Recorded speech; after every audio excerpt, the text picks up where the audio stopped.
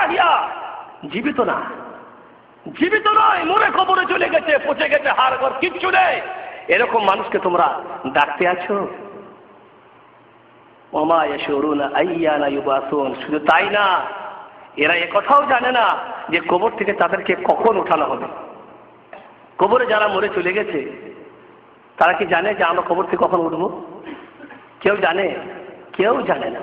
সবাই একথা জানি কিয়ামত হবে, আর কিয়ামতে সকলকে কবর থেকে উঠানো হবে, পুনরুত্থান হবে, হাসর প্রান্তর, সেখানে সবাইকে একত্রিত হতে হবে, এ কথা জানি। কিন্তু কখন হবে জানি না। নবীকে জিজ্ঞাসা করা হয়েছিল, ইয়া রাসূলুল্লাহ কিয়ামত কখন হবে? জানি না। কিয়ামতের জ্ঞান একমাত্র অদৃশ্য জগতের জ্ঞান, গায়বী ইলম, আল্লাহ ছাড়া কেউ জানে না। তবে হ্যাঁ, আল্লাহ নবীকে যখন জিজ্ঞাসা করা হয়েছিল কিয়ামতের নিদর্শন কি হবে, আল্লাহ নবী কিছু ছোট নিদর্শন আর কিছু বড় নিদর্শন বলে দিয়েছিলেন।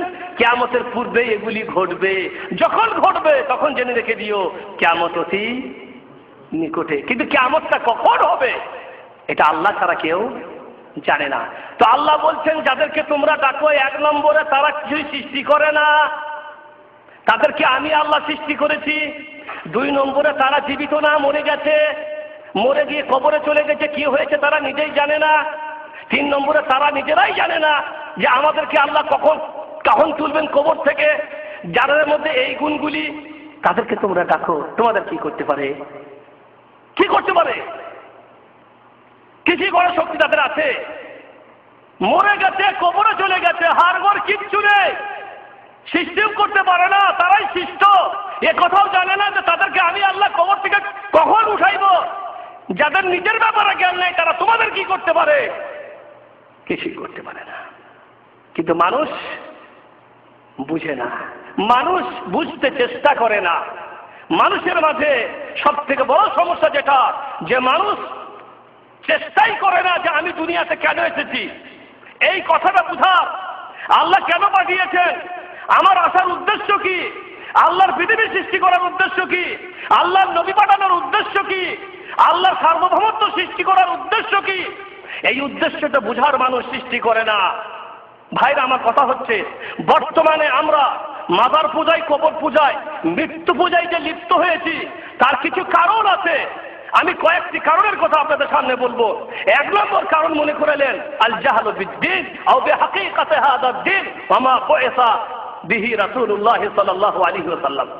এক নম্বর কারণ হচ্ছে এই দ্বীনের হাকিকত, সত্যতা, প্রকৃত সম্পর্কে আমরা জানি না যে আমাদের ইসলাম ধর্মের হাকিকত, প্রকৃত সত্যতা কি, আর এই দ্বীনের নবীকে, আল্লাহর রাসূলকে কেন পাঠানো হয়েছিল, এই জিনিসটা আমরা বুঝি না। ইবনুল কাইয়িম রাহিমাহুল্লাহ তিনি তার কিতাবের মধ্যে লিখছেন যে মানুষ বর্তমানে কবর পূজায় লিপ্ত হয়েছে, তার এক নম্বর কারণ হচ্ছে যে তারা তাদের দ্বীন সম্পর্কে বুঝে না, দ্বীনি জ্ঞান তাদের মধ্যে নেই। আর তারা আমাদের নবী মুহাম্মদ রাসূলুল্লাহ সাল্লাল্লাহু আলাইহি সাল্লামকে কেন পাঠানো হয়েছিল, এই হাকিকতটা, এই সত্যতাও তারা বুঝে না। আমরা জানি আল্লাহ কোরআনে বলেছেন, লাকাদ মান্নাল্লাহু আলাল মুমিনিন ইয বা'আসা ফীহিম রাসূলাম মিনহুম ইয়াতলু আলাইহিম আয়াতিহি ওয়া ইউযাক্কিহিম ওয়া ইউআল্লিমুহুমুল কিতাবা ওয়াল হিকমা ওয়া ইন কানু মিন ক্বাবলু লাফী যালালিম মুবিন। আল্লাহ বলেছেন এখানে যে নবীকে কেন পাঠিয়েছিলাম, কি কারণে, কি উদ্দেশ্যে, নবী করতেন কি, নবীর কাজ কি ছিল। আল্লাহ বলছেন আমি মুমিনদের প্রতি অনুগ্রহ করে তাদেরই মধ্য থেকে একজন নবী পাঠাইলাম। তার কাজ কি, ইয়াতলু আলাইহিম আয়াতি, এই নবী মানুষদেরকে আল্লাহর কোরআনের কথা পড়ে পড়ে শোনান। ওয়া ইউযাক্কিহিম, তাদেরকে পাক ও পবিত্র করেন, কি থেকে, শিরক থেকে, পাক ও পবিত্র করেন শিরক থেকে। ওয়া ইউআল্লিমুহুমুল কিতাবা ওয়াল হিকমা, এবং তাদেরকে কিতাব এবং হিকমতের কথা শিক্ষা দেন, কোরআনের কথা, হিকমতের কথা শিক্ষা দেন। এখানে আল্লাহ রাব্বুল আলামিন নবী পাঠিয়েছিলেন মানুষদেরকে শিরক থেকে পাক ও পবিত্র করতে।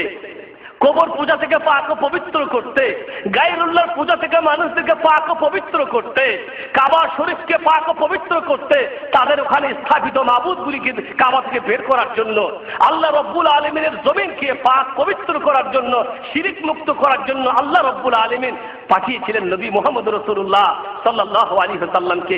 এই প্রকৃতিটা আমরা ভুলে গেছি, এই জিনিসটাই আমরা ভুলে গেছি যে রাসূল কারীম সাল্লাল্লাহু আলাইহি ওয়াসাল্লাম যখন এসেছিলেন তখন তারাও মৃত্যু পূজায়, কবর পূজায় আর প্রতিমা পূজায় লিপ্ত ছিল। তাদেরকে পাক পবিত্র করার জন্য মুহাম্মদ রাসূলুল্লাহ সাল্লাল্লাহু আলাইহি ওয়াসাল্লাম এসেছেন। আর সেই মূর্তি পূজায়, সেই মৃত্যু পূজায়, মুর্দা পূজায় লেগে গেছি।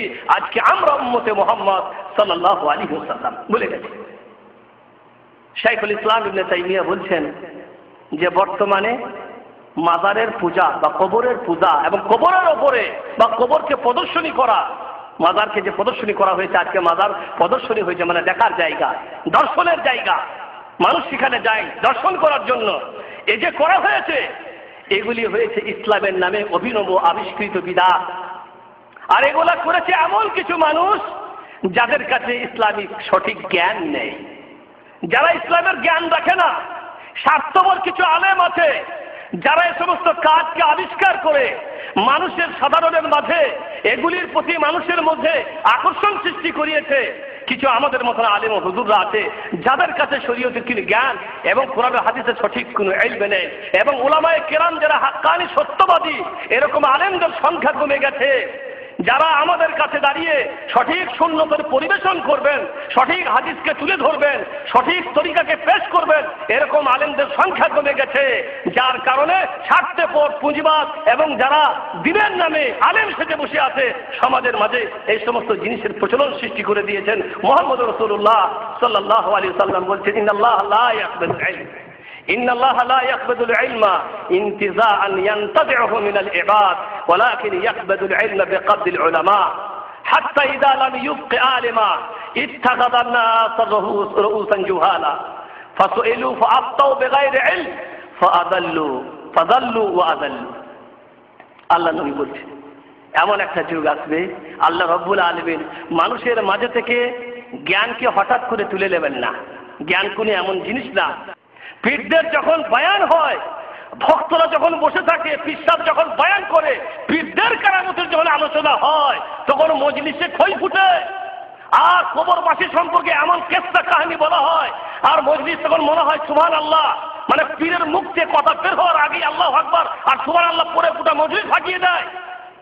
একটুকু চিন্তা করে না যে হুজুর বলছে কি আর আমরা শুনছি কি, সত্যতা কি যাচাই করে না, ঠিক না ঠিক বিবেচনাও করে না। আপনাকে চিন্তা করতে হবে, যখন কোনো কথা কেউ বলছে তখন সেই কথাটা কোরআন হাদিসের আলোকে কতটা সত্য কতটা মিথ্যা এটা যাচাই করতে হবে। কিন্তু এরকম মানসিক চিন্তা আমাদের নেই। এখন মনে করলেন কেসটা কাহিনী রটানো হচ্ছে, কবরে মারা গেছে বাগদাদের একজন মানুষ, কবরে দাফন হয়েছে।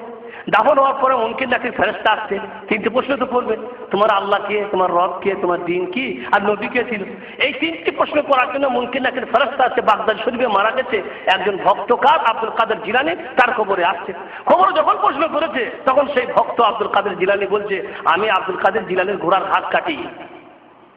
বাবা, তুমি আব্দুল কাদের জিলানীর ঘোড়ার ঘাস কাটতে, মানে তার কামলা 7 খুন মার, তোমার তো কবরে আযাব হবে না। মানে এটা আল্লাহ ওয়াদা দিয়ে দিয়েছে কি, যে সারা পৃথিবীতে আব্দুল কাদের জিলানীর যত ভক্ত থাকবে তাদের কারো কবরে আযাব হবে না। কেন?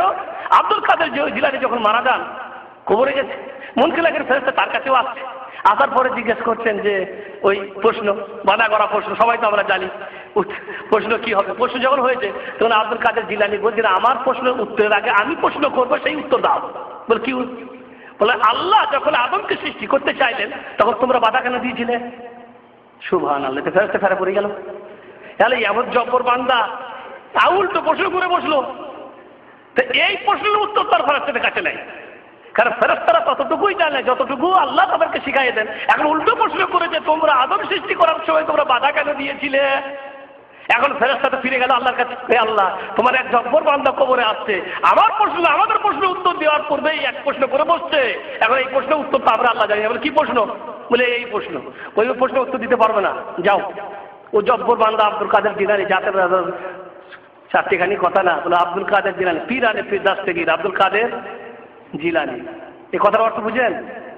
পীরানে পীর দাস্তেগীর, পীরানে পীর দাস্তেগীর। দাস্তে মানে কি? দাস্তে মানে হাত, দাস্তে মানে পীরানে পীর মানে পীরের পীর, সব থেকে বড় পীর তো। পীরানে পীর সব থেকে বড় পীর। দাস্তেগীর, দাস্তে মানে হাত, গীর মানে ধরা, হাত ধরা। কেসটা কেমন জানেন?